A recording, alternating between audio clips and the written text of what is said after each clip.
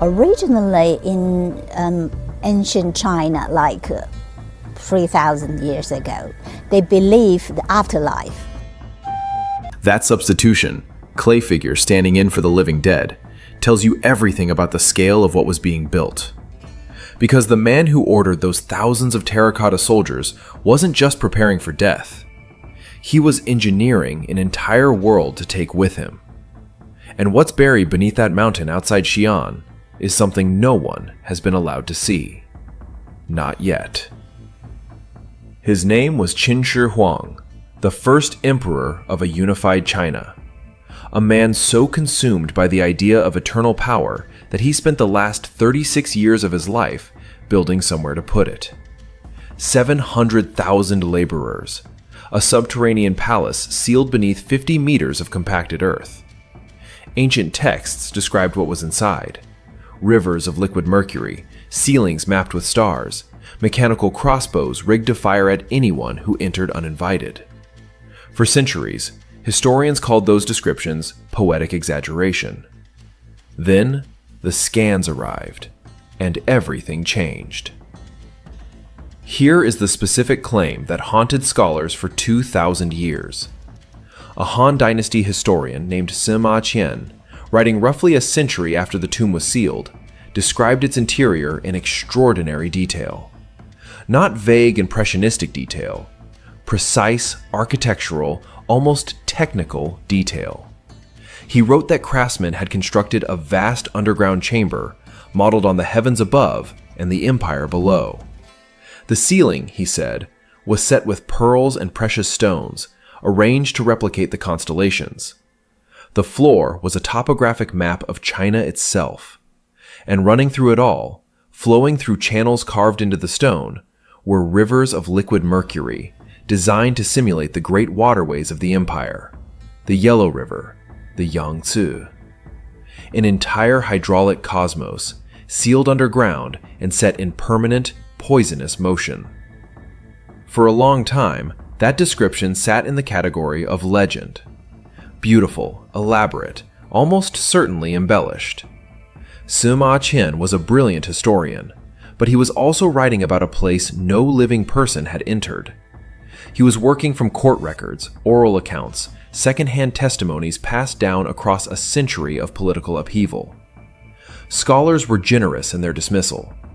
They said he probably captured the spirit of the tomb's ambition, if not the literal truth of its contents.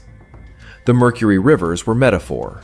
The star-mapped ceiling was poetic license. The crossbow traps were the kind of detail that accumulates around powerful men after death. Part mythology, part warning. That was the consensus, and it held for a very long time.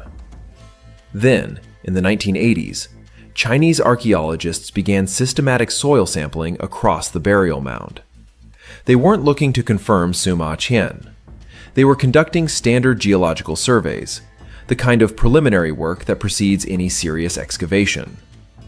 What they found stopped the project entirely. Mercury.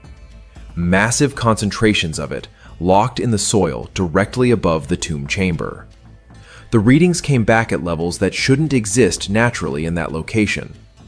One measurement reached 1,440 parts per billion. To give that number some weight, typical background mercury levels in soil hover somewhere between 20 and 625 parts per billion, depending on the region. What the archaeologists found beneath Mount Lee wasn't a trace. It wasn't contamination from a nearby industrial source. It was a concentrated anomaly, sitting precisely where Sima said the mercury rivers would be, distributed in a pattern that matched the geography he described. The Yellow River to the east, the Yangtze running through the center. The distribution wasn't random. It was cartographic. That one data point broke the academic consensus like a hammer through glass. Because if the mercury was real, if the single most fantastical element of Sima account turned out to be literally, measurably, chemically true, then what else was he right about? The star-mapped ceiling suddenly sounded less like poetry. The topographic floor less like invention, and the mechanical crossbow traps, rigged to fire at the first person to push open the inner doors. Those started to sound less like legend and more like an engineering specification. Sima Qian had written, with the confidence of a man citing primary sources, that the emperor's craftsmen were ordered to construct automatic crossbows inside the burial chamber. Anyone who passed through the entrance would trigger them. He also noted, with what reads now as almost clinical detachment, that the workers who built the innermost chambers were sealed inside after construction was complete. They knew too much. They were part of the tomb's security system. Their bones are presumably still in there. The Mercury confirmed one impossible thing, and in doing so, it made every other impossible thing credible. Chinese archaeologists filed their findings. The academic world revised its position, quietly and somewhat reluctantly, the way institutions always do when a single piece of evidence forces a complete reversal. Sima Qian, dead for 2,000 years, was rehabilitated from mythmaker to reliable witness. But here is where the story stops being about history and starts being about something else entirely. Because confirming the Mercury was only the beginning. What the ground-penetrating radar surveys revealed, conducted decades later with technology Sima Qian couldn't have imagined, went far beyond anything he described. The tomb isn't just large. It isn't just preserved. What's down there is something that has convinced the Chinese government, with all its resources and all its ambition, to keep it sealed. Permanently. And the reason they've given publicly doesn't come close to explaining the decision they've actually made.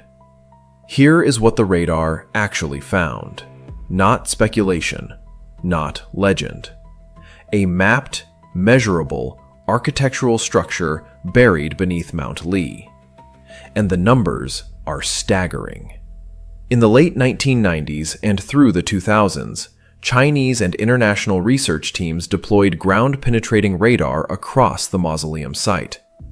What came back wasn't noise. It wasn't geological scatter. It was a coherent, organized signal. The unmistakable signature of constructed space deep underground. The kind of pattern that only appears when human hands have shaped the earth into rooms, corridors, and chambers. The central burial chamber alone is estimated at roughly 80 meters long, 50 meters wide, and 15 meters high. Let that settle for a moment. That is not a tomb. That is a cathedral. That is a space large enough to fit a Boeing 747 inside, with room to spare. And it sits at the core of a full mausoleum footprint stretching approximately 140 meters in length and 110 meters wide. A subterranean complex that dwarfs most above-ground palaces that still stand anywhere in the ancient world. But the raw dimensions were only the beginning. When researchers fed the radar data into AI-assisted reconstruction software, something remarkable happened. The signal didn't just confirm a single chamber. It revealed a multi-room architectural layout, distinct spatial zones arranged with deliberate geometry. Separate chambers, separated by walls, connected by what the data suggests are internal passages. It wasn't a pit dug into the earth. It was a building built inside the earth.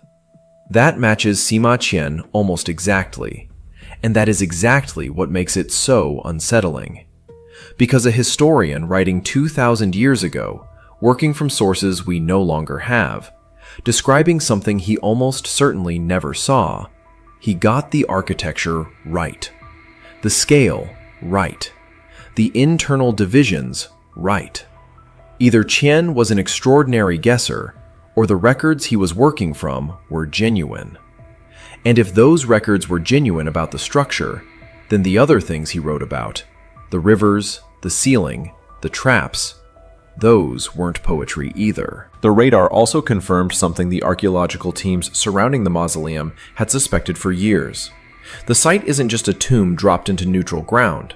The entire hill has been engineered. The earthwork mound above the chamber isn't natural erosion accumulation.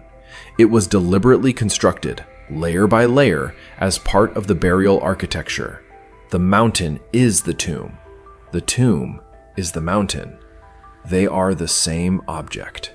So by the time the AI reconstruction was complete, researchers weren't looking at a burial pit. They were looking at a floor plan. A deliberate, scaled, intentional design for an underground palace, built to last, built to function, built as if someone actually intended to live there. And that map, that precise, evidence-backed, radar-confirmed map, raised a question that nobody in the room seemed eager to answer out loud. If you know exactly where the chamber is, exactly how large it is, exactly how it's arranged, what is stopping you from opening it?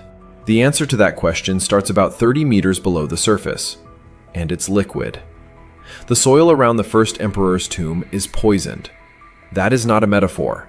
That is a measurable, documented, geochemical fact. In 2020, a published geochemical study confirmed what earlier soil sampling had hinted at for years. Mercury vapor is actively escaping through microcracks in the ground above the mausoleum. Not in trace amounts, not at background levels you'd find in ordinary soil. The mercury concentration detected around the burial mound is dramatically elevated, anomalous in a way that has no natural geological explanation for this region. The Earth itself is exhaling a toxin. And this lines up with something Sima Qian wrote that historians spent centuries dismissing as poetic exaggeration. He described rivers of mercury inside the tomb. Not decorative pools, not symbolic offerings. Rivers. Flowing representations of the Yangtze and the Yellow River, along with the great seas of the empire, all rendered in liquid mercury and kept in perpetual mechanical motion by some kind of automated mechanism.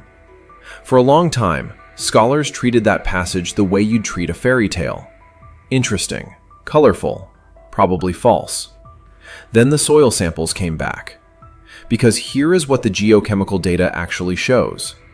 The mercury concentration in the mound is not consistent with a small ritual deposit. It is consistent with a large contained reservoir, a volume of liquid mercury that would have required enormous effort to acquire and transport in the 3rd century BC. Mercury doesn't occur naturally in those quantities in the Shaanxi Basin. It would have had to be mined, processed, and deliberately accumulated. Hundreds of thousands of kilograms, some estimates suggest, possibly more, which raises a question that sits somewhere between engineering and cruelty. Did the ancient architects design this intentionally? Because mercury at that concentration isn't just symbolic, it's lethal. A sealed chamber saturated with mercury vapor, surrounded by a mercury-flooded floor, that is a death trap. Any unauthorized entry attempt would expose the intruder to toxic levels of vapor before they ever reached the emperor's coffin. The tomb doesn't just contain the dead, it actively defends them. Some researchers now believe this was the point, that the mercury was selected not only for its visual grandeur, its shimmering, otherworldly surface, but for its chemical properties. A self-poisoning defense system engineered 2 millennia before the concept of chemical weapons existed in any formal sense. And for any modern excavation team, this isn't history. It's a live hazard. The vapor is still rising. The mercury is still there. Opening that chamber without extraordinary precautions wouldn't just be archaeologically risky. It would be immediately physically dangerous to every person in the excavation zone. You'd need full containment infrastructure, sealed environments, hazmat protocols at a scale that has never been attempted in an archaeological context anywhere in the world. The poison is real. The danger is present. But here's the thing. The mercury is only one reason China won't open it. And the next reason is quieter, slower, and in some ways, even more devastating. We already destroyed part of this story, and we can never get it back. When archaeologists first excavated the terracotta army pits in the 1970s, they made a discovery that should have changed everything about how we approach the rest of this site. The warriors weren't gray. They were painted. Vivid individual pigments, red armor, black hair, pink skin, green accents. Each figure rendered in careful, deliberate color that had survived underground for over 2,000 years. It was one of the most extraordinary preservation stories in archaeological history. And then they brought the figures into the open air. Within hours, not days, not weeks, the paint began to curl and flake. Within days, it was gone. The pigments that had survived 2 millennia of burial could not survive a single afternoon of oxygen exposure. The color vanished almost in real time, right in front of the researchers who had just uncovered it. They watched it happen and couldn't stop it. That wasn't an isolated problem. It was a warning about everything that lies deeper in the complex. Because the terracotta army is the outer ring, the peripheral structure. The burial chamber at the center of the mausoleum would contain materials far more delicate. Silk garments, lacquered wood, organic pigments, woven textiles, paper, food offerings, and personal objects that have been sealed in a controlled, anaerobic environment for 2,200 years. The moment you breach that seal, you introduce oxygen, you introduce microbes, you introduce humidity fluctuations and light, and you begin a countdown that you cannot stop. This is the preservation paradox at the heart of everything. The tomb has survived because it has been left alone. Opening it to study it may be the same thing as destroying it.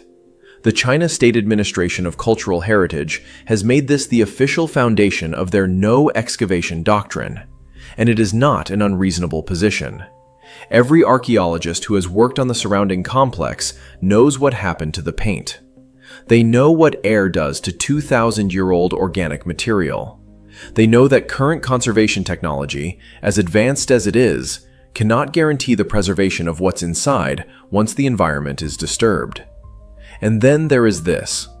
In excavations of the outer mausoleum complex, not the central chamber, but the surrounding burial structures, researchers uncovered a coffin, 16 tons, sealed, surrounded by what preliminary analysis suggests are significant material offerings. Significant enough that the decision was made, officially and formally, to leave it sealed rather than risk what opening it might destroy. A 16-ton coffin, sitting in a partially excavated site, deliberately left untouched because the people who found it decided the risk wasn't worth taking. If that's the calculation for the outer ring, imagine the calculation for the center. The government's silence on the main chamber is not ignorance. It is not bureaucratic inertia. It is a calculated bet, a deliberate wager that the tomb is safer closed than open, that what survives inside is worth more intact than examined, that whatever is down there, whatever Qin Shi Huang built in the dark beneath Mount Li, will last longer in the earth than it would in our hands. But a bet implies 2 possible outcomes, and someone, somewhere, is still deciding which one to take.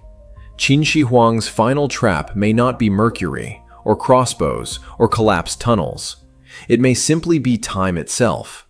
And time